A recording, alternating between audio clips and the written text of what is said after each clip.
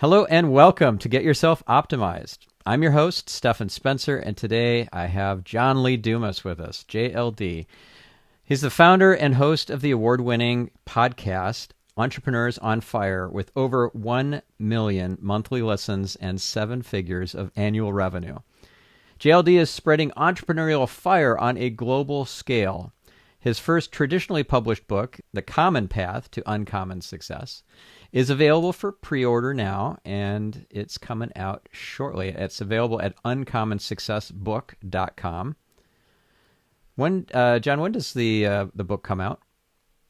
March 23rd, and Stephan, the one goal in my life is to make my book worthy of your bookshelf. Thank you. That's I think we can do that. You know, I actually have I have it on Kindle, and once I get back to the States, I'm going to be putting it the physical copy on my bookshelf. Okay. And I'm just talking like, the vertical. I want the horizontal, like the right. art of. Awesome. Okay, so thank you for joining, and I'd love to know, first of all, like what was the fire in your belly to create a book about uncommon success? Like what was your calling with regards to this book? Stephan, since 2012, I've interviewed over 3,000 of the world's most successful entrepreneurs. I've learned so much from them. I've been able to apply it to my business, which, has been a multi-million-dollar business now for 8 years running.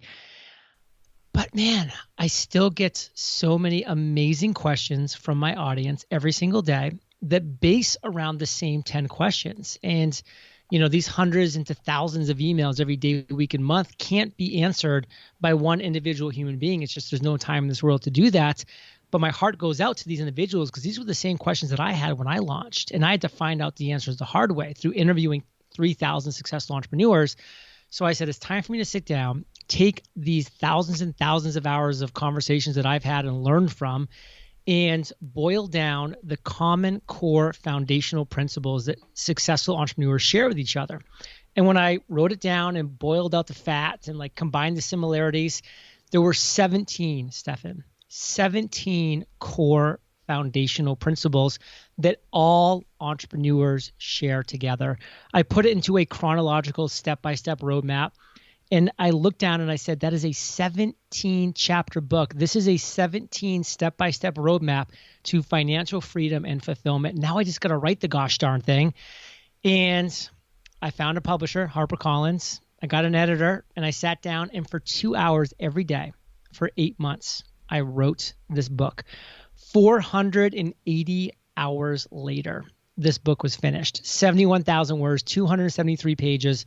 The Common Path to Uncommon Success, a revolutionary 17-step roadmap to financial freedom and fulfillment. This book, to answer your question finally and thoroughly, this book is the solution to my audience's biggest problems. It is the roadmap that they need to get the answers that they want.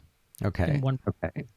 So tell me, what would be something that you got out of this book as you were writing it, those 480 hours, that was an epiphany, some sort of transformation or huge aha moment that changed your life and your wife's life forever? That's a good question, but I've always known you to ask good questions. And when you said that, what came up for me is this. This book is 71,000 words. The average chapter is 3,550 words. Step 7, chapter 7's 13,500 words. It literally blows out of the water quantity-wise the other 16 steps, 16 chapters. And it shocked me. It surprised me. It was a true aha and epiphany moment because I knew, Stephan, I'm going to be honest. I knew that we did step 7 amazingly well. Step 7 is designing your content production plan. I knew we did it really well, which is why we've been running a multi-million-dollar business for 8 years in a row. You can't do that without a really good content production plan. But when I finished writing that chapter and stepped back and was like, oh, wow, this is intense. This is 13,500 words. The step-by-step processes, the exercises, the templates, the systems, the tools, the automations. This is literally a work of art. Because I want to be clear, like our content production plan was terrible when we started. It's taken us a decade of tweaking, adjusting, pivoting, improving, failing, learning to get it to where it is now, which is fantastic. And that was such a huge aha moment, is that's one reason why we win at such a big level every single month. We've had 91 months in a row, over $100,000 of net profit, 91 months in a row. Our content production plan is fantastic. That's why we're winning at such a high level so consistently, and why other people are struggling and not winning at a high level is because their content production plan is terrible. Not just bad, it's terrible / non-existent. Well, you honestly fit into that category if you're hearing my voice and seeing my face. Your content production plan is terrible, but that's okay because mine was too. No, mine was too. It really was. But this is the 13,500 words that you need in step 7, chapter 7 to get you to where you need to be. It will change your life. Okay. So give me an example of something in your content production plan that still sucks. Not much, to be honest, these days, because it's been 10 years of working on it, of tweaking it, of adjusting it, of pivoting on it. The one thing that I can say would still could still be improved in our content production plan is the video side of things. We really have never done video well. And frankly, we may never do video well. So even though it does suck as part of our content production plan, I'm willing for it to suck, because in order to be great at something, you have to suck at other things. Yeah. And I'm willing to suck at video if it means that my audio content, which is our focus, audio only podcast, is great, is fantastic, is as good as it can be. But at the same time, we are a visual species where we live in a visual world. It'd be awesome if I could figure out in my content production plan to make some good video, but I can't. It sucks. Okay. Well, I know that you have an audio podcast and that you consider audio to be really, really important. You've clearly invested in the equipment. It sounds like from the way that you speak that you've invested in your voice as well. What have you done to upskill and uplevel your voice, your speaking ability, your tonality, and how you engage with your interview subjects? Tonality, diction, like just how you're speaking, how you pronounce words, like how you emphasize different words. It all comes from putting in the reps. Like you just have to put in the reps. And that's why I knew when I launched Stephan back in 2012 that I was going to be a terrible podcaster, because I'd never put in the reps. So I was not going to be good, and I wasn't good. And guess what? I wasn't going to get good doing 4 episodes per month, which is what most people were doing. I had to put in the reps. I had to catch up to people who I admired, who were already out there doing great things. So I decided to put in the reps to actually do the work and do a daily podcast, 7 a week, 30 a month, 365 per year, by putting in the reps. Something that people do so little in our world, which is shocking to me, is they actually don't work on their craft. They don't try to hone their interview skills or speaking skills. They don't put any time on that. They're like, John, how do I grow my podcast audience? I'm like, well, you just launched a week ago. I listened to your podcast. It sucks. So you want to spend advertising money to get people to listen to your podcast?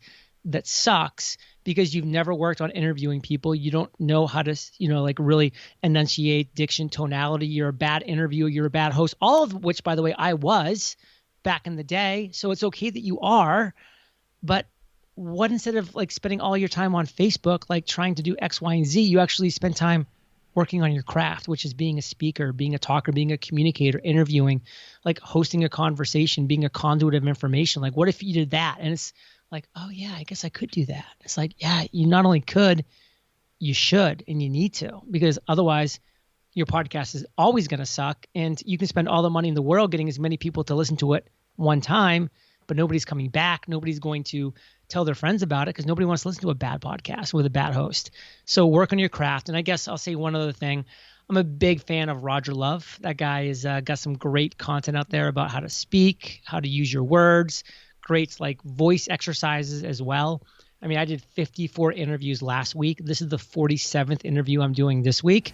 Yet I still have a You're voice. A beast. I'm not saying my voice is as crisp as it would be with normal speaking, but it's still here thanks to that. So Yeah. huge. So are you getting coached by Roger Love? Or were you Never coaching one on this? one, All right. but Okay. he does have like, a lot of great courses that you can just buy, like in Yeah. Audible. He's written a lot of great books. He has a lot of great YouTube videos as well. So there's a lot of great content out there. I'd love to be coached by him one-on-one someday, and like maybe I will make that happen. But I've been coached, virtually by him, for years now. Yeah. Well, he's got this master presenter mastermind, which I'm in, which is fabulous. And you Cool. do get some one-on-one time with him. I want to learn more about that. If you Yeah, could yeah. send me some info, I'd love to look into it. Oh, for sure. Yeah, you'd love Cool. it. Thank you. He's other level. He really is. Now, one thing I'm hearing from you is a lot of numbers. I think that you like tangible kind of quantitative reporting and open book management. I think is part of your thing too, because you do share all this information about your numbers with all of your listeners and fans, any website visitors. That kind of transparency is laudable, and I'm very grateful for that, because I used to look at that a long time ago and see where you were heading, and thinking, okay, what can I do to replicate some of John's success? So tell me more, and tell our listeners more about what inspired you to take that approach to share your numbers like that, and how has that shaped and changed your business and your destiny? So I went to college on an Army scholarship. I then spent 4 years as an active duty officer in the U.S. Army. And then after that, I tried law school, corporate finance, commercial real estate. Like I had this very traditional kind of career path, even though they were all failures in a lot of ways, minus my Army experience, but, post-military, a lot of failures. I still kind of had this like very traditional mindset. And so frankly, I just didn't think you could make money online without being scammy or slimy. I mean, I just didn't know any better. I didn't know if you could or couldn't. I just assumed you really couldn't. This was like back in 2010, 2011. And I tried to educate myself. So I was doing a lot of searching online, and I came across this guy, Pat Flynn, Smart Passive Income. And he was just publishing these income reports. And I'm like, oh my God, like you could actually be a good, genuine guy, make real revenue and adding value to the world. And it was like hope. It was inspiring. It was motivational to me. And I remember in that moment, Stephan, being like, if I ever find a way to make money online, like I want to be that same kind of hope and inspiration that Pat's being for me right now to other people. Like that to me would be amazing. And, launched my podcast a couple of years later. And by the way, did not have an income report right away because I wasn't making any money.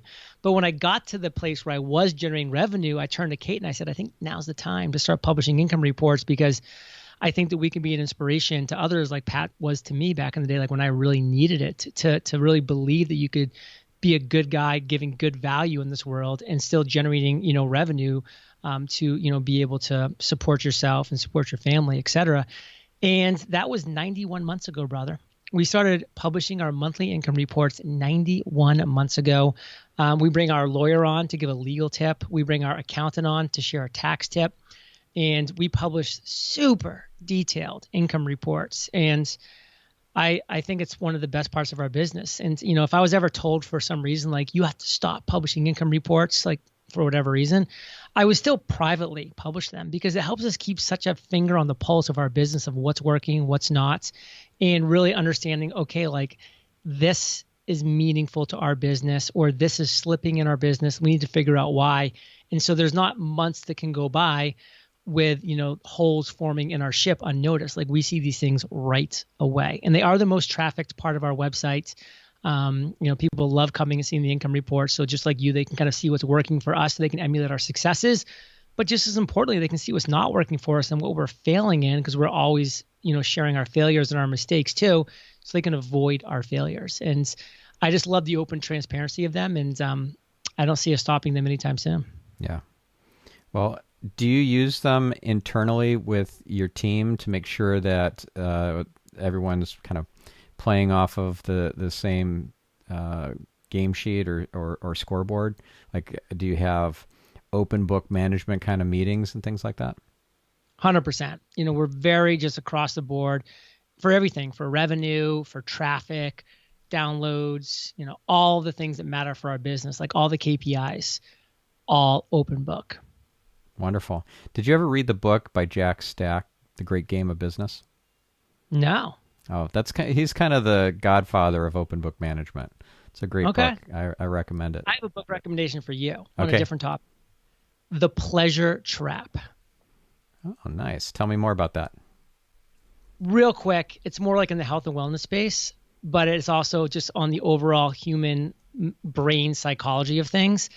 It's just really interesting how he breaks it down. The guy's name is Alan Goldhammer. Why we do what we do when it comes to eating, exercising, work, the whole 9 yards. And it's very fascinating. Oh, cool. What's something you got out of the book? Really that human beings only are doing three things in life ever. You're either seeking pleasure, avoiding pain, or conserving energy. Like you're really only doing one of those three things. Like at all times, you can check the block on one of those three things. And when you think about it that way, I mean, man, life can be really simple and you can really start to use that for your advantage.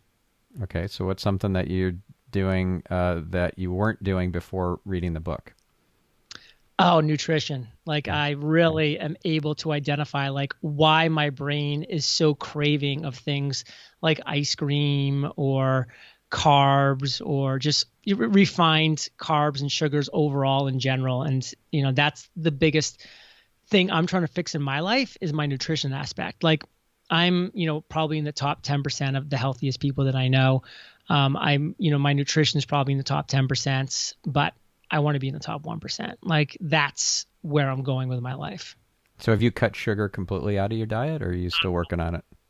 Still working on it. Not even close. I had a pint of Ben & Jerry's last night. I mean, this is just full transparency. I actually had a pint and maybe like a pint and an eighth because Kate couldn't finish hers. So I finished it, which is like, but again, right now, this is kind of how I work. I'm like, you know what? I'm in book launch mode right now. I'm going to sprint to the end April 1st after the book launch is done and all this stuff. Now it goes into full pleasure trap mode. So watch out, world. Okay. I think you need to do a nutrition transparency report on your website every week. I love that idea. I really do. Okay. Well, I'll look forward to seeing that. Cool. That'd be really cool. Okay.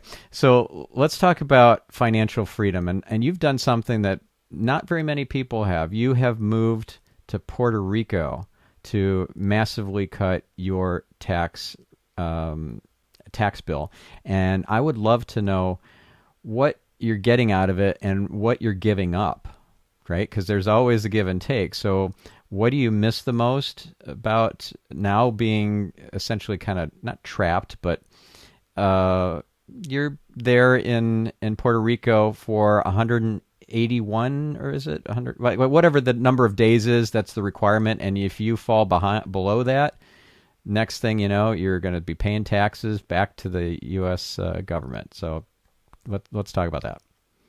So 2013 was the first year that I started making a lot of money. 2014, 15, I made multiple millions of dollars both years living in California, and life was good. But then at the end of each year, my accountant would send me an email and say, John, don't hate me. Don't kill the messenger. Here's a 7-figure check you have to write to the government, to Cali and to the federal government. And it just broke my little entrepreneurial heart because I worked so hard. And when I sat down and did the math, I was like, okay, I thought I was an entrepreneur, like working for myself. I was an Army officer for 4 years, 8 years total, 4 active, 4 reserves. Like I thought I was done working for the government. But now I'm actually working for the government. We all are. Well, I'm still working for the government in California until June 16th every year because that's the 51% I was paying in taxes. So it wasn't until June 16th that the money I started earning was actually my money. And then, of course, I still had my salaries and expenses and infrastructure and all these things to pay as well with that money. And it was just, how in the world do you actually build wealth? And, to be frank, I have come to the conclusion 100% through firsthand experience and talking to a lot of people that you can make money anywhere in the world. You can make a lot of money anywhere in the world, but you can't really build wealth paying 40, 50 plus % in taxes. You just can't build true wealth. Just not going to happen.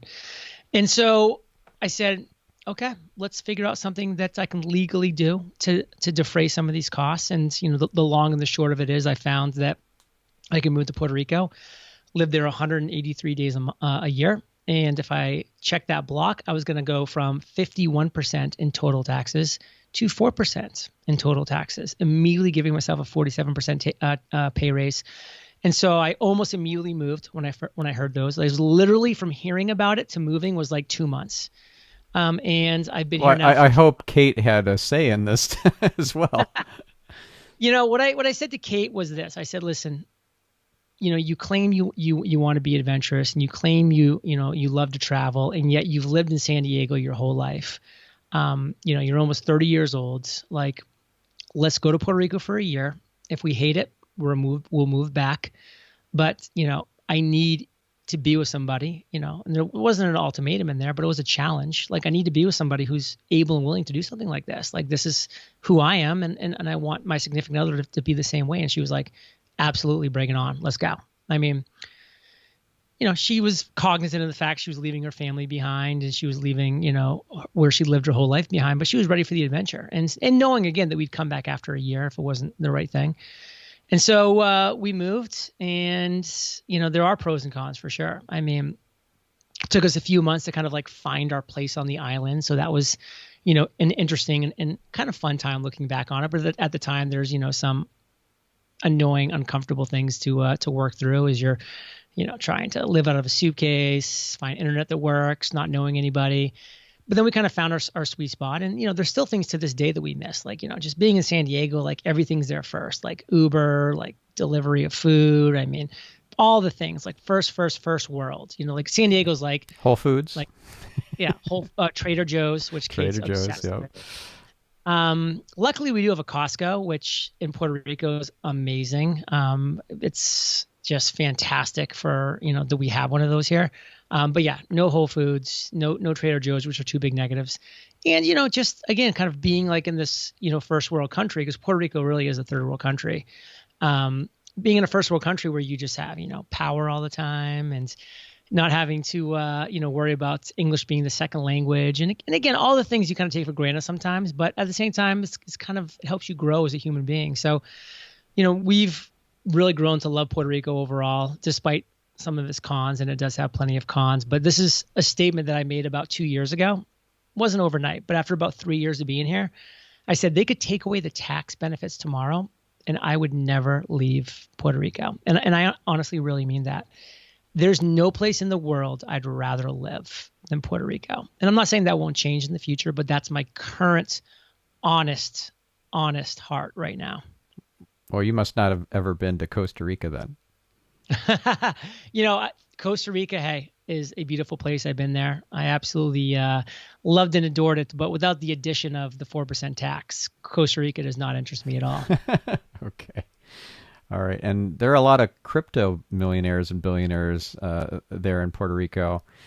Crypto Rico, baby. Yeah. Are you one of those crypto people? I wish. I heard about cryptocurrency like back in 2014 and didn't really make sense to me. And I didn't really have that much disposable income at the time anyways. And I just never invested heavily in it. So I've completely missed the crypto boat to date. And, if an opportunity comes that I think is worthy, I will happily join in. Like, I'm starting to find these NFTs pretty interesting. Can't say that I, really know what these non-fungible tokens really mean. Like, I kind of get it, but I haven't done too much deep diving into it. But I think there's some interesting concepts there. And to me, it does just blow me away. This world that we live in now more than ever. I mean, like in the last 6 months, it's like there's a million ways to become a mega millionaire / billionaire.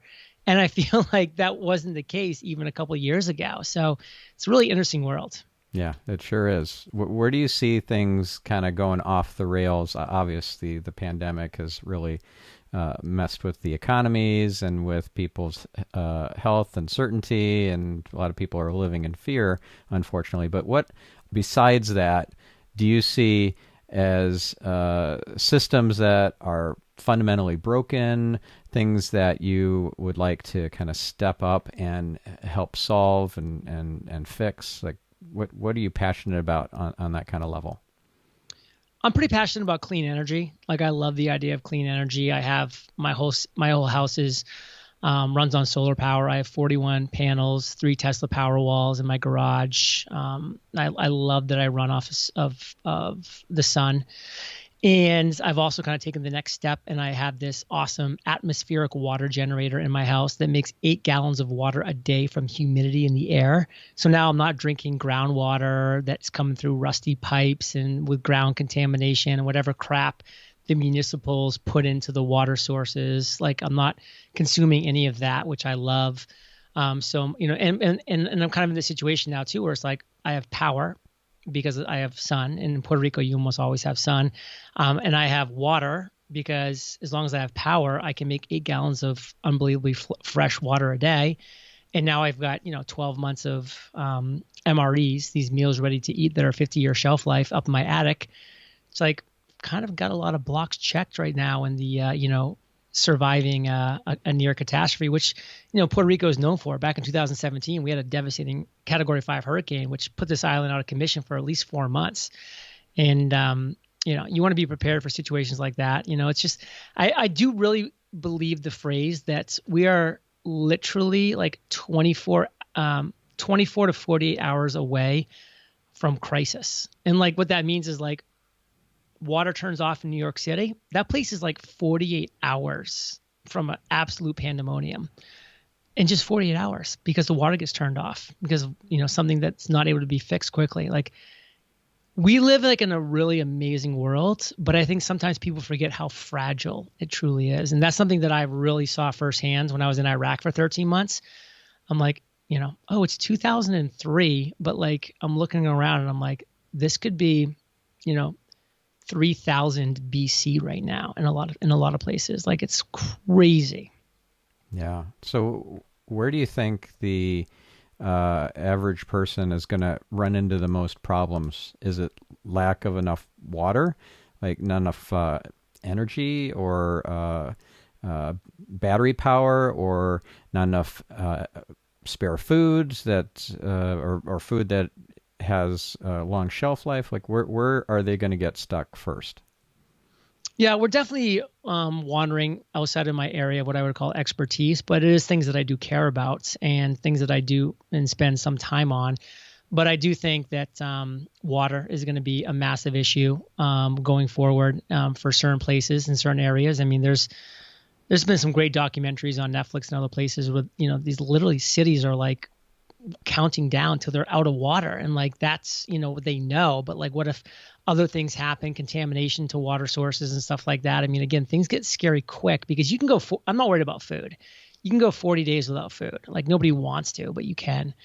I'm talking about like water, of course, air is even more important than that, but I don't really see a massive, like, something to be scared of right now on that. But water, I think, is significant. And, also, frankly, I think superinflation could be a scary thing for Americans, thinking that their dollars are always going to be worth, something similar the following year, maybe a 2 or 3% inflation. There's been some crazy, the Weimar Republic of Germany, Venezuela, Turkey, Argentina, superinflation is real, almost every country in Africa. I mean, like the day they print $1 trillion bill, my 8 figures of net worth right now becomes the exact same as somebody who has $2 in the bank because we both have nothing essentially. Yeah. Yeah. Money is becoming less valuable the more it's being printed. And yeah, it's kind of a house of cards. I agree. So, I know we have just a few minutes left. I'd like to kind of get a bit metaphysical.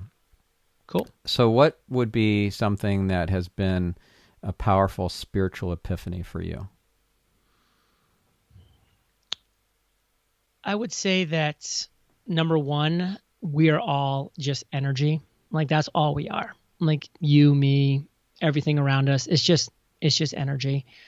Number two, this pleasure trap kind of like, again, like with some interesting things about how at the end of the day, we're just made up of, these tiny little genes within us. And the only thing that they care about is reproducing. That's literally all that matters. And when you look at any animal, even human beings to a level, we've kind of, gotten to a different level of intelligence, which, make some people make different choices, but almost every single animal, their one reason for what they do, they eat, they sleep, they do all these different things so they can reproduce and pass their genes on. Like when it comes down to like that, and you start to really think about that's the only thing that like we're being kind of drawn to do in this world. It's pretty interesting. And that would be the two things. Okay. So what would be like a higher level way to look at our drive to live, reproduce, and so forth? Is there a soul that is a consciousness that is separate from that survives the body in your view? No. I think it just turns off. We all become one with Earth again, and our DNA has done what it needs to do, which is reproduce, and the light just goes off. Okay. Well, I I have a different view on that, but cool. I respect your opinion. The beautiful thing about this world is that you can have a different view, and hopefully I live long enough to have a view more similar to yours, which I'm assuming it is, because that'd be a more enjoyable view to have. Yeah. Okay. One last question. So there's a book called Tools of Titans by Tim Ferriss, where he took a lot of learnings and lessons from many guests that he has interviewed. How does his book compare to yours? What are some commonalities and what are some big differences? So Tim interviewed hundreds of unbelievably successful entrepreneurs and essentially transcribed those conversations and then put them into a book. The common path to uncommon success is me for a decade interviewing 3,000 successful entrepreneurs and then actually sitting down and being very intentional about what are the commonalities that all successful entrepreneurs have in common? What are the commonalities that successful entrepreneurs share with each other? And I spent a lot of time writing down exactly all these commonalities, boiling out the fat, combining the similar ones. And what I was left over with, Stephan, was 17 core foundational principles that successful entrepreneurs share. Tim's book, Tools of Titans, is like, okay, this individual, this is their road to success. This is the tools they use to be successful. This is what they believe in. Person A, done. Person B, done. This was 3,000 people. We're all energy, mashing all of their genius together, boiling it down, having those 17 core foundational principles being left over that we all share. And then putting it into a chronological step-by-step order, starting with the step one of what successful entrepreneurs did to start their journey to financial freedom and fulfillment, all the way through step 17, which is pretty fitting on one of the topics we talked about earlier, which is keeping the money you make. And that is what the common path to uncommon success is. It is a 17-step revolutionary roadmap to financial freedom and fulfillment, which takes people from step one all the way to step done, which is financial freedom and fulfillment. Tools of Titans is a book you can pick up and say, I want to learn about this individual that Tim interviewed, what makes them awesome, what they do for productivity and focus and all that jazz. The Common Path to Uncommon Success, it is a 71,000 word roadmap that I wrote in 480 hours, every one of these words, to guide you to your version of uncommon success. Gotcha. All right. Well, thank you for that. And for our listener who wants to pick up the book and support you in your mission to change lots of lives, and I think there might be some bonuses for buying the book. Is that right? UncommonSuccessBook.com. You can go check out the amazing endorsements from Gary Vaynerchuk, Seth Godin, Neil Patel, Erica Mandy, Dory Clark. You'll be able to see the first chapter of the book, which I give away for free there, to see my writing style. You'll see all 5 amazing bonuses while they last, because there are diminishing bonuses. So hopefully you get there in time to catch all of them, or at least some of them. And then you'll also see me jumping in my pool here in Puerto Rico with all my clothes on, and then telling you about the book, UncommonSuccessBook.com. All right, John. Well, best of luck with the book launch, very happy for you. You got this great book, and you got a great publisher, and you have put in the hard yards. So congratulations. Thank you, Stephan.